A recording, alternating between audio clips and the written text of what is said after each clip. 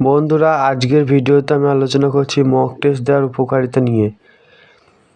এই যে আমি একটা মক টেস্ট দিয়েছি, এই মক টেস্টটা দেওয়ার ফলে আমার চরম উপকার হয়েছে। আমি আগে মক টেস্টে পেতাম 17.5, 18, 20, 22, 25, কিন্তু এদিনকে পেলাম 44.5 অর্থাৎ 45।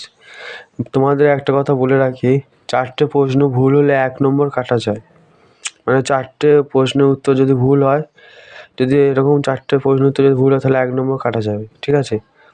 আর ঠিক উত্তরের জন্য 1 নম্বর করে আছে। এখানে 100টা প্রশ্ন ছিল, 100 নম্বরে মক টেস্ট হয়েছিল, 44.5 পেয়েছিলাম। মক টেস্ট নিলে কী হয়, কোথায় ভুল হচ্ছে, জিকেতে ভুল হচ্ছে না, রিজনিংয়ে ভুল হচ্ছে না, অঙ্কে কোথায় বেশি ভুল হচ্ছে সেই জায়গাটাকে সলভ করতে হবে, সেই জায়গাটাকে খুঁজে বার করতে হবে এবং তারপরে বাড়িতে এসে সেটা সলভ করতে হবে। সেই ঘাটতিটা পূরণ করতে হবে যেখানে আমার ভুল হয়েছে।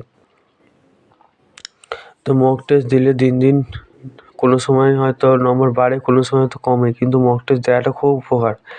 মক টেস্ট দিলে বিভিন্ন জায়গা থেকে প্রশ্ন আসে, সে প্রশ্ন টাইমের সাথে নিজেকে অ্যাডজাস্ট করার ক্ষমতা এইগুলো যখন বাড়ে তখন আরও অনেক কিছু উন্নতি ঘটে। সুতরাং তোমরা মক টেস্টটা ডেলি দেবে।